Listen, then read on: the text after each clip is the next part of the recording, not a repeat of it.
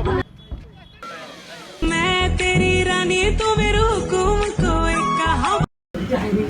Guys, welcome to my video. र आज चाहिँ हामी शैक्षिक भ्रमणको तेस्रो दिनमा छौँ र हामी चाहिँ यहाँबाट ठिक परेर पोखराको लागि निस्किँदैछौँ।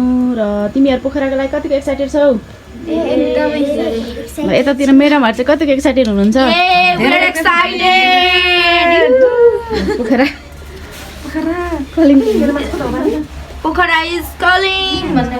पोखराको यात्रा सुरु गर्नुभन्दा अगाडि चाहिँ हामी यहाँ पाल्पामा रहेको केही ठाउँहरूमा चाहिँ घुम्न जाँदैछौँ। अहिले चाहिँ हामी पाल्पाको तानसेन बजार चाहिँ अवलोकन गर्दैछौँ र अगाडि गएर हाम्रो बहिनीहरू हिँडिरहेको छ। यता पछाडि हाम्रो बहिनीहरू हर्षिबेबीहरू आउँदैछ। अहिले चाहिँ हामी पाल्पामा रहेको सबैभन्दा ठुलो करुवा के पाल्पामा चाहिँ ठुलो करुवा छ भनेको सुनेको थिएँ नि, हो त्यही हेर्नको लागि चाहिँ हामी जाँदैछौँ है। तल कत्रो ठुलो रहेछ यहाँबाट पनि देख्न सकिरहेछ। र यो चाहिँ पाल्पामा रहेको सबैभन्दा ठुलो करुवा है। तल मेरोमाहरू चाहिँ अगाडि नै पुगेर फोटोहरू खिचिसक्नु भएको रहेछ। खिच्दै हुनुहुन्छ मेरोमाहरू फोटोहरू। हेलो भन्नु हजुरबा। ल कस्तो लाग्दै हजुर तपाईँलाई? त्यो गाडीमा जानु पर्यो कि अहिले।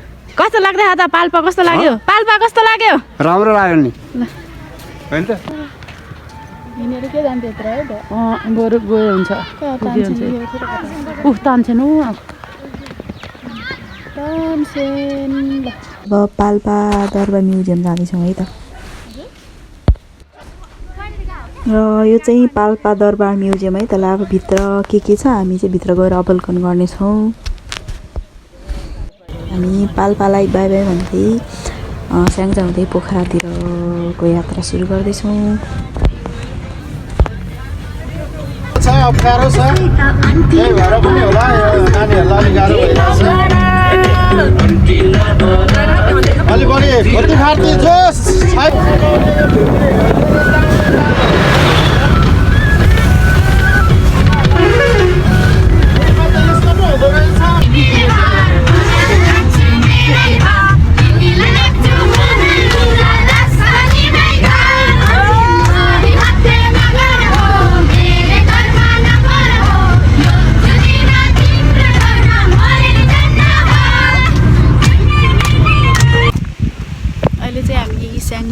छौँ र यतातिर सुन्तले म्याडम स्याङ्जा कस्तो लागिरहेछ? स्याङ्जा रमाइलो लागेको छ। हामी चाहिँ पुलतिर यसो फोटो खिच्नु भनेर जान लागिरहेको है। हस्, यो पुल चाहिँ स्याङ्जा र पाल्पालाई जोड्ने पुल रहेछ। र यतातिर चाहिँ के कालीगण्डकी भन्नुभयो होइन सुन्तले म्याडम? कालीगण्डकी पुल। यतातिर चाहिँ कालीगण्डकी नदी हो नि त।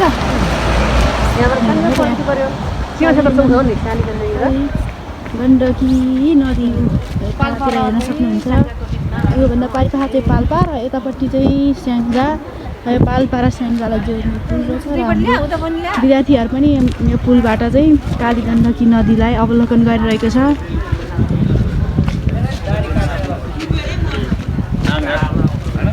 हेऱ्यौ नेपालको सबैभन्दा गहिरो नदी भन्दा कुरो भन्दाखेरि यसैको तल समुद्रलाई भनेको है। त्यसलाई हैन बुझाउने हुनुहुन्छ। नेपालको सबभन्दा गहिरो नदी कुन हो भनेर सोध्यो भने कालीगण्डकी नारायणी तल गयो।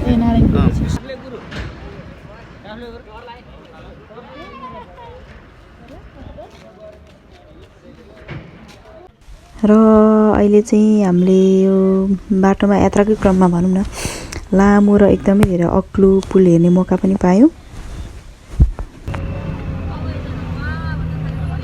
फाइनली हामी चाहिँ पोखराको नजिकै आइसकेका छौँ। यहाँबाट हामीले पोखराको एकदम रमाइलो दृश्य हेर्न सकिरहेका छौँ।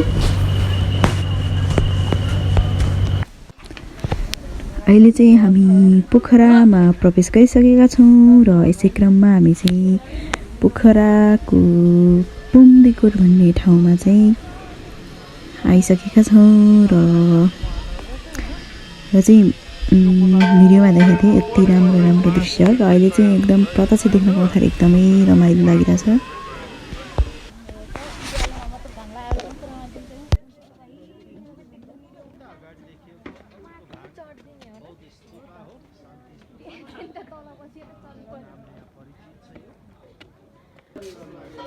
साइली हजुर नमस्ते। अहिले चाहिँ हामी लेक्सार भिजिट गर्न जाँदैछौँ र यसै गरी हाम्रो शैक्षिक भ्रमणको तेस्रो दिन पनि सकिसकेको छ र हामी चाहिँ पोखरामा आइसकेका छौँ भनेपछि अब भोलि झन् एकदमै धेरै धेरै धेरै धेरै रमाइलो हुनेछ र भोलि चाहिँ हामी फेवाताल त्यसै गरी बिन्दावासनी टेम्पल महेन्द्र गुफा चमेरा गुफा त्यसै गरी लगायत धेरै धेरै ठाउँहरू घुम्ने प्लानमा छ सो लेट्स सी र यति जेलसम्म भिडियो हेरिदिनु भएकोमा धेरै धेरै धन्यवाद थ्याङ्क यू